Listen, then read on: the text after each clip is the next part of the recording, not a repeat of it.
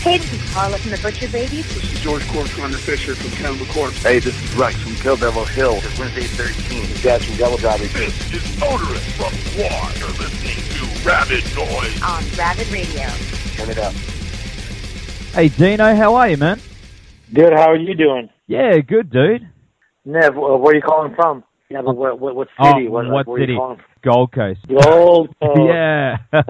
love the Gold Coast. Love the Gold Coast. Been there a few times. Yeah, I mean, you played, I remember Big Day Out. I remember seeing you Big Day Out, and I think it was the Playroom years ago. I think it was like your first tour here. You played like the Playroom. Yeah. Years ago, like 1993, we were there.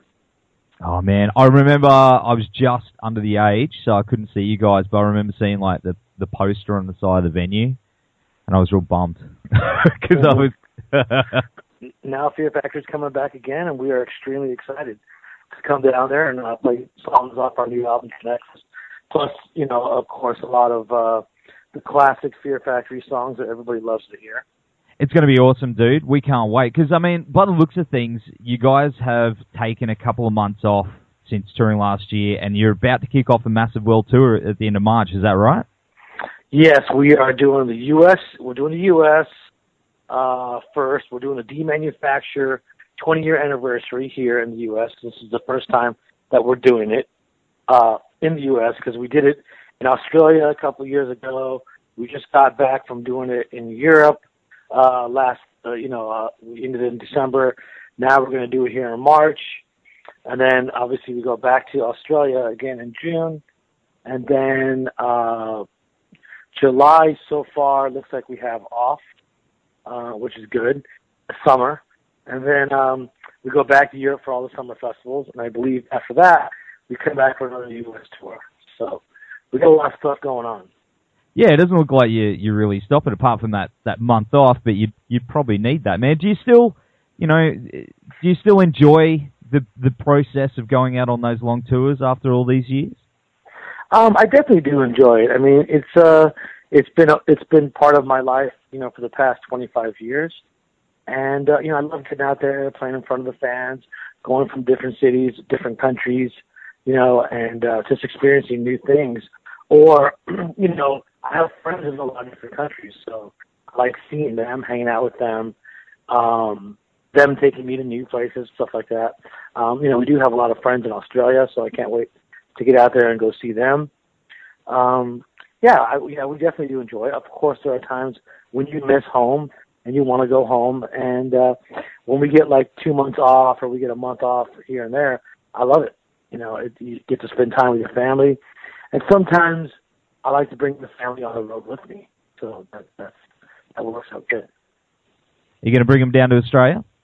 I brought my wife there, I believe, 4 times already, so possibility that she might come this time.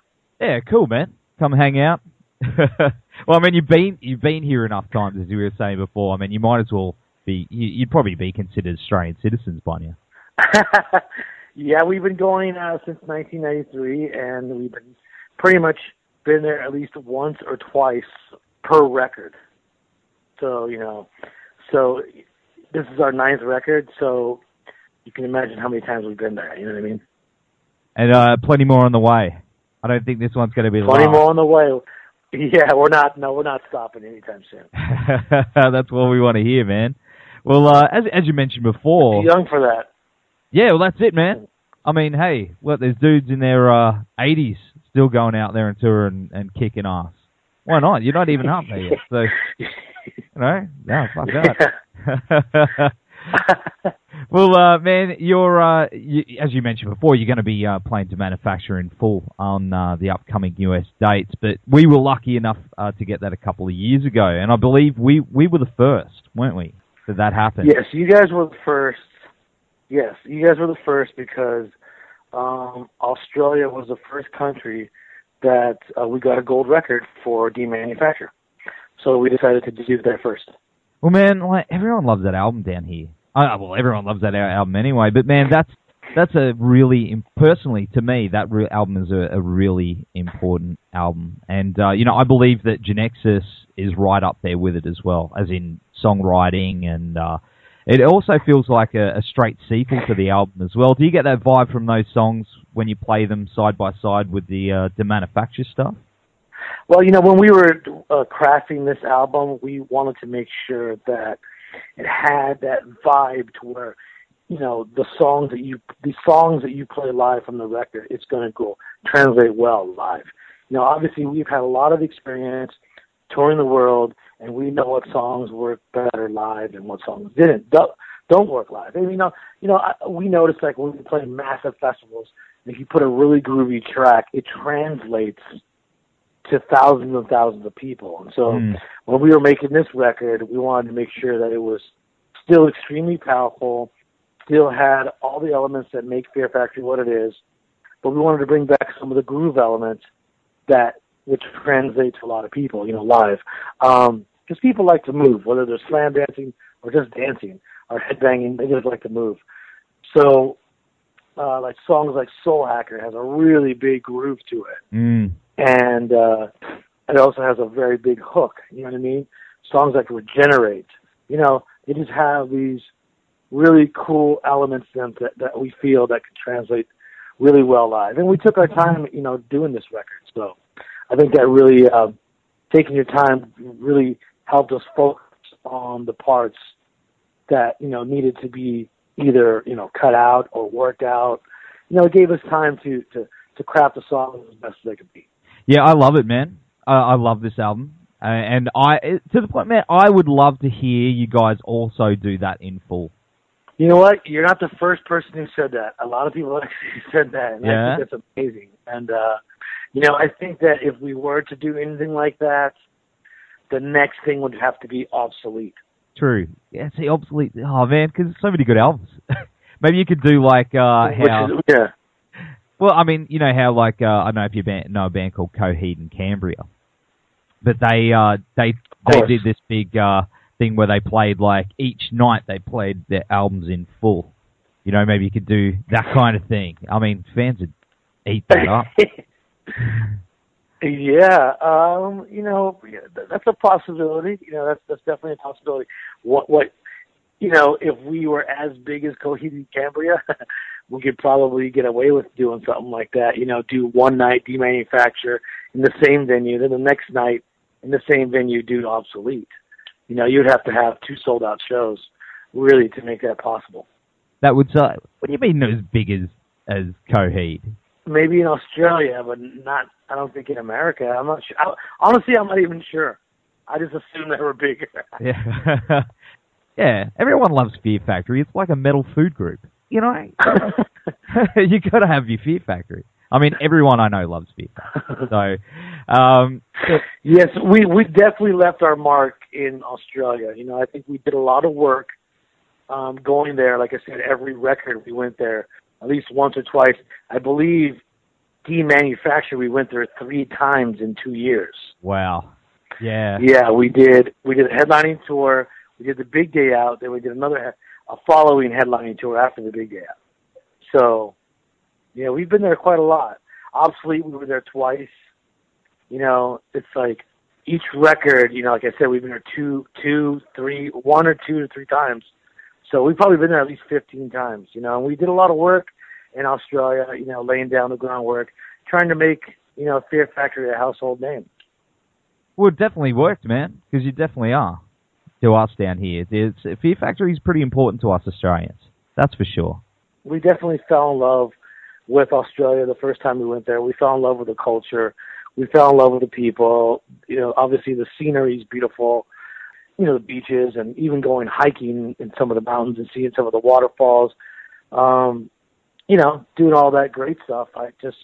We fell in love with the country. We love the accent. Can you do an Australian accent? A lot of Americans can't. G'day, mate. I can do it great. Get a dog up here, mate. That's the one. Well, man, I think mine is more outback probably accent. Yeah, you're more stronger than I couldn't really do a city accent. Like a Melbourne. I couldn't do a Melbourne or a Sydney accent. I can only do it like if you go further out there. Like people say, I guess, people who live in the bush, I guess they would call that. They would say that. That's exactly right. That's the accent I can do. It's very good. Very good. Well, man, Fear Factory started off my love of industrial music and, of course, introduced me to bands like Ministry and Gary Newman and stuff like that. What was the first band that introduced you to that sound that had the biggest impact on Fear Factory's sound? I would have to probably say, that's a good question. It would probably have to be bands like Ministry and Godflesh were the ones who really might have opened my eyes. I mean, I know I listened to Kraftwerk like way, way, way back, but it wasn't anything that really left an impact on me until I heard, more guitars that were mixed in with industrial music. That's when I was like, it had a really big impact on my writing and how I view music, on how I create it. Ministry, Godflesh, and then of course everything else after that, Nine Inch Nails and Einstürzenden Neubauten, a German band, and it just goes on from there. So, well, in regards to your tone, as a player, like no one sounds like you. You've just got that unique guitar tone. It's so distinct, man. And even back in the day, like it was so far ahead of its time. Do you remember when you stumbled across your signature sound? Yeah, I kind of do. Obviously I liked all different types of music. I liked all different types of, but my main music that I love is in my heart is metal. I love all different types of metal, right? And I remember when I had my first Marshall head, and I got the head modified to give it more distortion.